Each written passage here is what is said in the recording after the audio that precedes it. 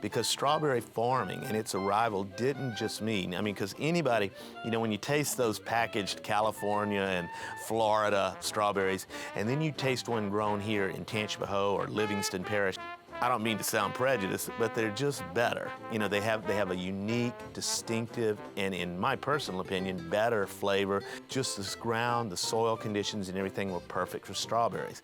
And that didn't just mean farmers now had something that they could begin growing that could get them out of this prevailing economic malaise, but it led to the rise of box factories, of refrigeration companies, of canning factories and things like that, all along the railroad. It led to distribution centers, to packing houses and everything.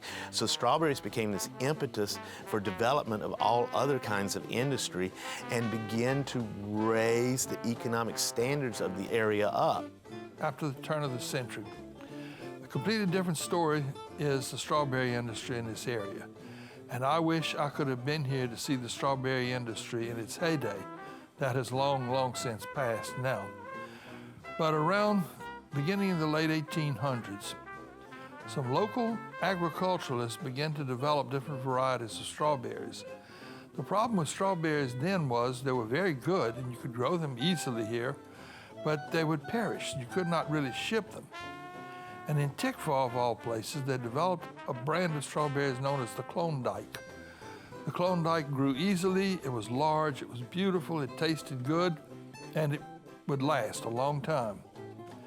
And with that, the strawberry industry exploded. At about this time, a number of Italian immigrants began to come into this area. In fact, Renshaw writes in his newspaper in 1894, he said, "Every day more and more Sicilians are seen jumping off the train. We can only hope that they will become good citizens." Within 25 years, the, quote, Sicilians, or people of Italian origin, owned most of Tangipahoa Parish. They worked very hard, they were thrifty, good people, made solid citizens. They were invested wisely and they became one of the backbones of this parish. Just raising strawberries, the climate here, the soil, everything was just kind of right for it. And it was kind of right for the Sicilians because it was kind of similar to what they were used to, and they were farmers, so this was an opportunity for them to work towards owning their own farm. And a lot of the immigrants were property holders in Sicily, and the government took their property away. They became farmers, and then down the road ranked as peasants. And so, that's part of the reason them leaving Sicily. The railroads were desperate for commodities, something to ship. So the lumber companies let the property that they had bought for next to nothing go because they didn't want to pay taxes on cut over land.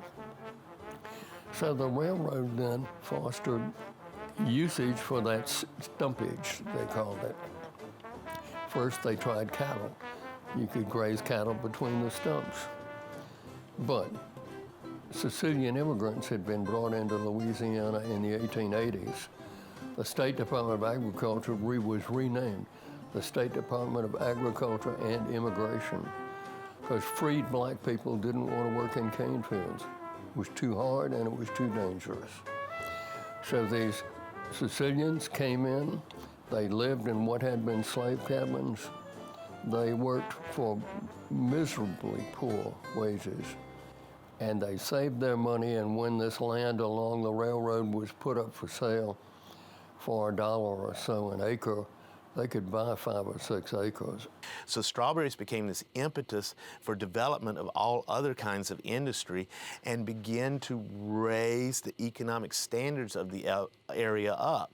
That then led to other types of things like the improvement of the roads, and J.Y. Sanders, who lived in Hammond for a while and everything, had been governor, his son was congressman. They began to look at scientifically developing roads so the area could be crisscrossed with them, not using convict labor, not using forced labor of the people that settled there, because that always resulted in poorer quality roads.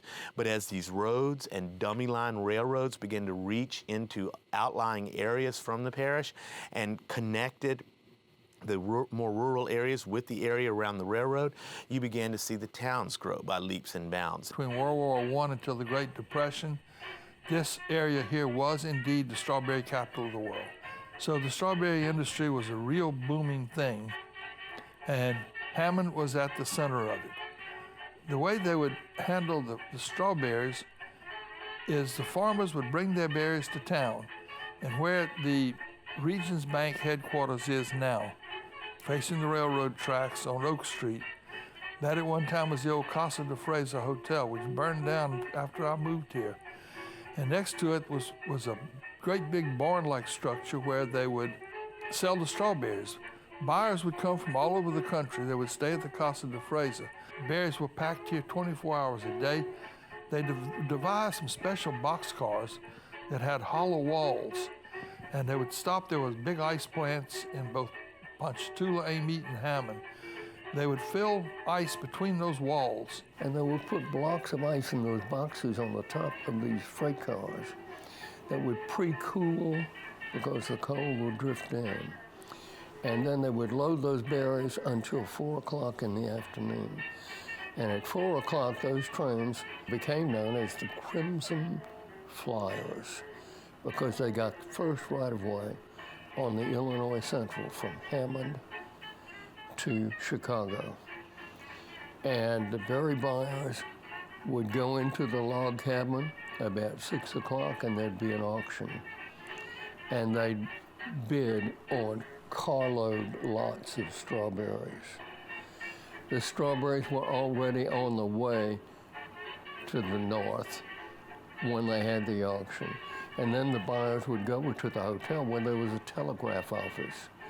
And they would telegraph the train. Switch this car to Indianapolis, switch these cars to St. Louis, and so on. So the train got its destination instructions as it was moving north. And they stopped every hour because by that time they needed to replace the ice. The next ice station after Hammond was Macomb, Mississippi, and you go up all the way. And that made it possible for this area to boom. So the Depression came late to Tangipahoa Parish because of this berry industry. The berry industry kept going into the middle 30s. By the early 1920s, Tangipahoa strawberries supplied the entire Midwestern market. Soon, Louisiana was the country's leading producer. Unfortunately, the resulting prosperity was not to last. Drought and frost in the 1927 and 1928 seasons reduced profits sharply and put many farmers heavily in debt. By the 1929-1930 season, a number of farmers were in serious financial trouble. In 1932, the industry suffered the greatest crop failure it had ever experienced. 12 1/2 inches of rain in one day in April, followed by a hailstorm later in the month, virtually destroyed the crop. The season was the death knell of the strawberry boom, for the industry never recovered its former prosperity.